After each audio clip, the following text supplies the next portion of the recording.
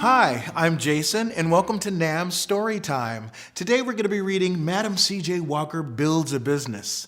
Madam C.J. Walker was the first black woman millionaire in America, and she made her fortune thanks to her homemade line of hair care products for black women. Born Sarah Breedlove to parents who had been enslaved, she was inspired to create her hair care products after an experience with hair loss, which led to the creation of the Walker system of hair care. A talented entrepreneur with a knack for self-promotion, Walker built a business empire, at first selling products directly to black women, then employing beauty culturalists to hand sell her wares. The self-made millionaire used her fortune to fund scholarships for women at the Tuskegee Institute and donated large parts of her wealth to the NAACP, the Black YMCA, and other charities. I'm going to be reading excerpts from the book Madam C.J. Walker Builds a Business by Rebel Girls Book Publications, the text by Deneen Milner, and the artwork is by Selene Piera. The first part I'll be reading is in Chapter 1, when Madam C.J. Walker was called Sarah Breedlove, which was the name she was born with. She was poor and brought up on a farm, and her mother was an enslaved person. And enslaved people had not been free for long when Sarah was born. She worked hard on her parents' farm, but she dreamed every day for a better life for her and her family. Here we go. Chapter 1. Mama parted Sarah's hair into 3 sections, 1 in the front, 2 in the back. Sarah wiggled as Mama started at the root and worked her way down to the ends. She loved feeling her Mama's fingers in her hair. "Sit still, wiggle worm," Mama said. Sarah's older sister, Lavinia, sat off to the side, scratching her freshly done braids. She made faces at Sarah until Mama gave Lou a sharp look. "Cut it out, Lou. Sweep the porch if you ain't got nothing better to do." Sarah Breedlove, the littlest of 5 siblings, was her family's hope for the future. Born in 1867, she was the first member of the family who hadn't been born into slavery. Now she would be the first to go to school. Even though Sarah was only 5 years old, last harvest season she had bent down right next to Mama, Papa, Lou, and her 3 older brothers, Alexander, Owen, and James. The whole family pulled fluffy cotton, planted in neat rows that stretched beyond the horizon. Sarah remembered sweating in the hot sun. Sometimes the prickly parts of the plants would poke right through her fingers, but Sarah kept right on working, filling her bag no matter how heavy it got. She knew her family could not survive without it. After her hair was close to perfect, Mama put Sarah to bed and hummed a lullaby. "You, child, are gonna go to school tomorrow. No more cotton picking for my baby. You'll be bigger than all these fields, bigger than the Mississippi River." The thought made Sarah smile as she drifted off to sleep. The Breedloves couldn't always pay for what they needed, like food, shoes, or home repairs. During the winter, cold air crept through gaps in the rough wooden walls where the slats did not quite meet. But that year's cotton harvest had been bountiful. The whole family got new clothes and shoes, and Pa finally bought oil to fix the squeaky cabin door. Best of all, Mama and Papa could finally get married. "It cost $100 to tie the knot," Mama said, grinning as she shook the rattling jam jar. "Guess how many dollars I got here?" "100," Sarah and Lavinia chorused, dancing their way around Mama's feet. They held the ceremony right there in the backyard under the trees. Mama's eyes sparkled as she stood in her best dress, holding Papa's hands. The pastor sweated, fanning himself as he read from his big black book. Sarah squeezed Lavinia's hand one side and her brother Alexander's on the other. "Pastor looks like he swallowed a bug," she whispered. "Shh," hissed Lavinia. Alexander's body shook as he snorted to keep from laughing. After the ceremony, Out came rickety tables and chairs scattered across the grass. The whole neighborhood filled the yard, bringing piles of food that made Sarah's mouth water. An old man strummed on a banjo, sitting in the cool shade. Children shrieked with delight, playing hand-clapping games in the field nearby. Then came Mama's cake, sweet and thick with crinkles at the top. Mama sliced a piece special for Sarah.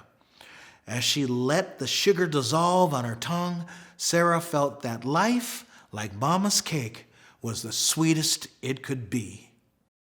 Now we jump to chapter 4, where Sarah was grown and has moved to St. Louis to start a new life. She now has a daughter named Leah, who was accepted into college, and Sarah was working as a laundry woman, cleaning clothes for various people in town. St. Louis, Missouri was unlike any place Sarah had ever been. She nearly hurt her neck standing on the sidewalk to gaze up at the tall buildings. She heard words and languages she never knew existed. Her attention jumped from store to store and person to person as she tried to take it all in. She wondered what it would be like to have dinner at a restaurant instead of having to cook every meal. She gaped at the tiny train called a streetcar that shuttled people to and from their destinations, like a colorful steel horse. St. Louis felt big and electric. The first place Sarah went was her brother's barber shop. "I'm so proud of you," she cried, and looked around beaming. Every mirror in the place smiled back. There she is in her brother's barber shop. Alexander plucked Leah out of Sarah's arms and held her up in the air, laughing.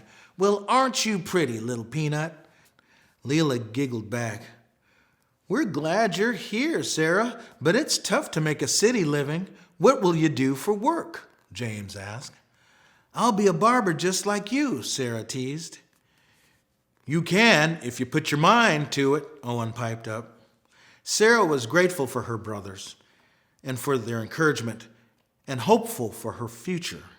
But without an education, she could only work the same jobs she had before. With a sigh, Sarah went back to washing laundry and cleaning houses. Sarah made just $1 a day, so she lived in the only place she could afford, the Badlands. The Badlands was the most polluted, dangerous part of St. Louis, but Sarah found joy despite it all. She joined a church and made new friends. Her friends told her all about an affordable school for Leah. Sarah worked harder than she ever had in her entire life to make sure her daughter received the education she never had. 16 years flew by. Leah thrived at school and went on to earn top grades. Sitting in the audience at Leah's high school graduation, Sarah thought this had to be the proudest she'd ever felt. Then Leah got accepted at Knoxville College in Tennessee.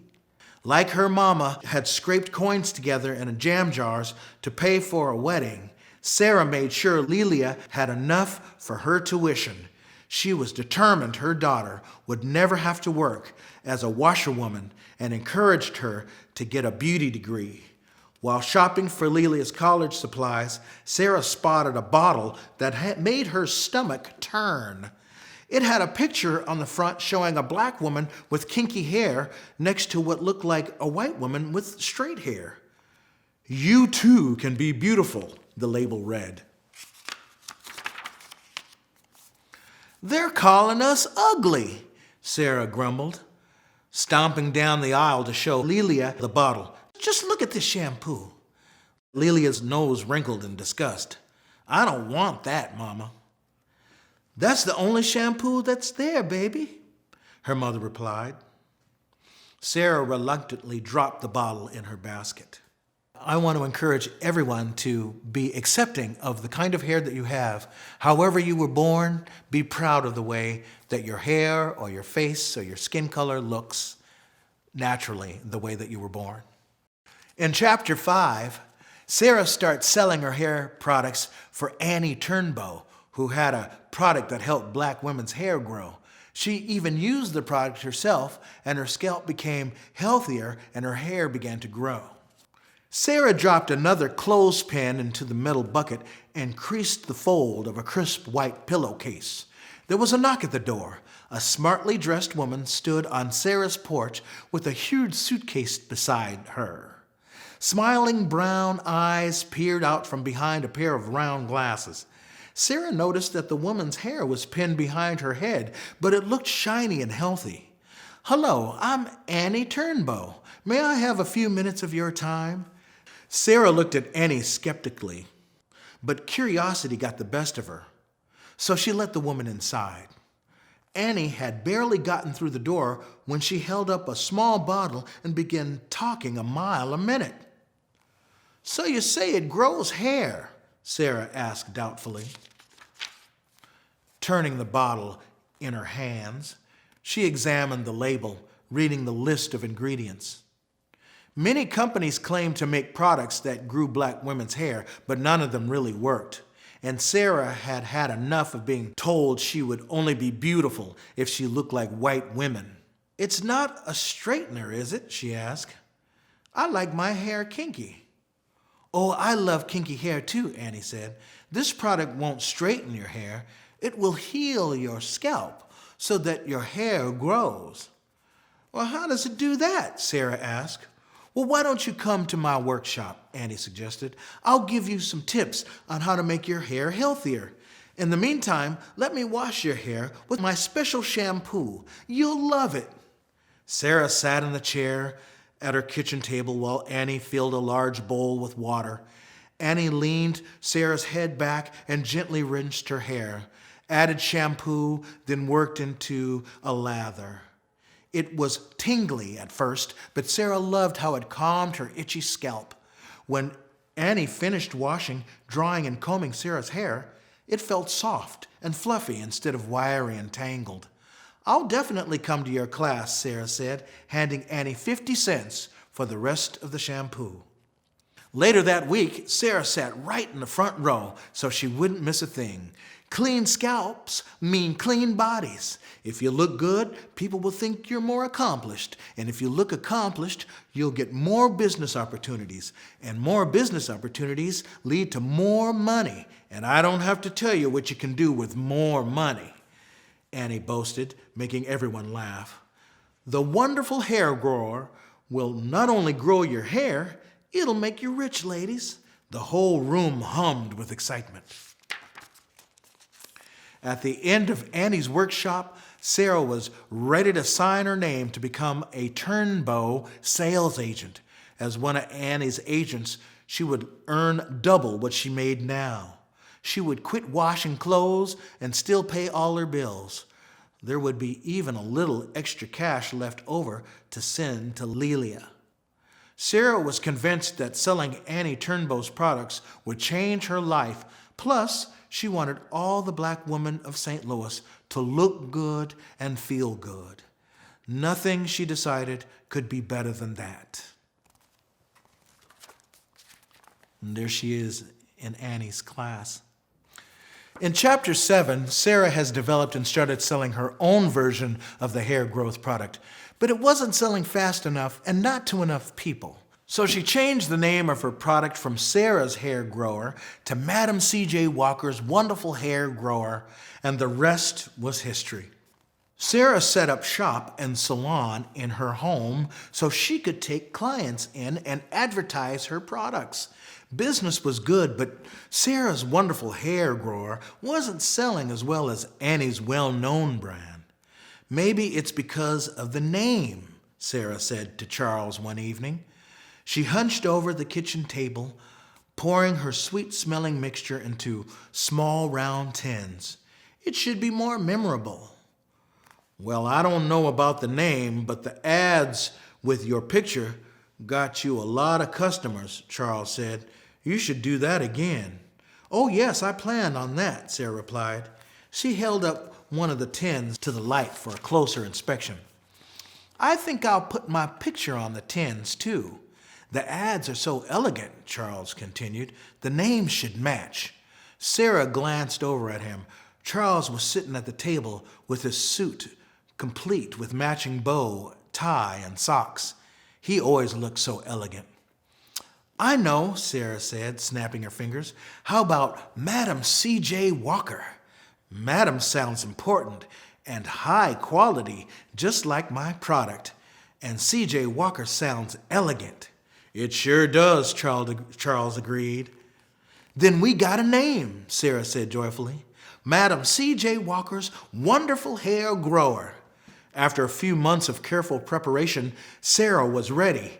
Under her new name, Madam C.J. Walker, she appeared in churches, community centers, and any place where black women gathered. Sarah began each session by telling the story of a dream that had started it all. A big black man appeared to me in a vision. He began mixing and pouring. He didn't speak, but he showed me all the ingredients I needed. Some came from Africa, some came from faraway cities, and some from a plain old general store down the street. When I woke up, I wrote everything down as fast as I could.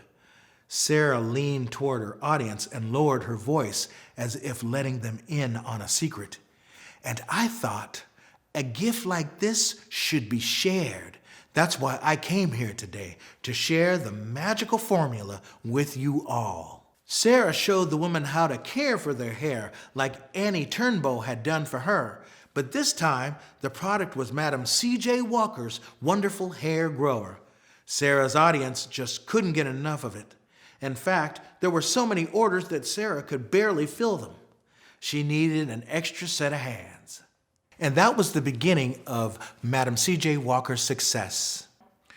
Madam C.J. Walker, Sarah Breedlove Walker, died at age 52 in 1919 from hypertension and kidney failure.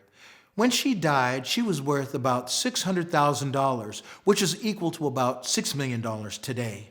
She is now known as America's first female self-made millionaire. Her company closed down operations in 1981, but her famous brand was relaunched by Sundial in 2016. At 34 years old, Leah became president of the Madam C.J. Walker Manufacturing Company. Leah traveled the world. When she returned to the United States, she decided to transfer her image and renamed herself Leah. Leah continued to live a glamorous life in Harlem until her death in 1931. Before his death in 1915, Booker T. Washington eventually sought out Madam C.J. Walker as a donor for his Tuskegee Institute in Alabama. At first, Sarah politely declined. Then she mailed him a $5 bill. Later, she provided many scholarships to Booker's students, and in turn, he offered beauty courses at his university. Annie Turnbow outlived Madam C.J. Walker by several decades, but her business never did as well. Today, Annie has been recognized for her role in inspiring the conversation around natural hair care for black women. Where before there were so few products, now dozens of brands line shelves across the country. Before she died, Sarah had a special request of her land and property. My home will be left to some cause that will be beneficial to the race, a sort of monument.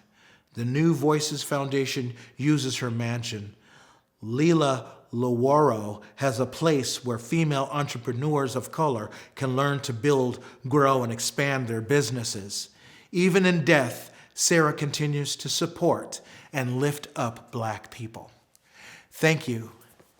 This has been Madam C.J. Walker Builds a Business. See you next time. Hello, I'm Jason with the Northwest African American Museum. We're here at Good Hair, that's been here in the Central District for at least 14 years.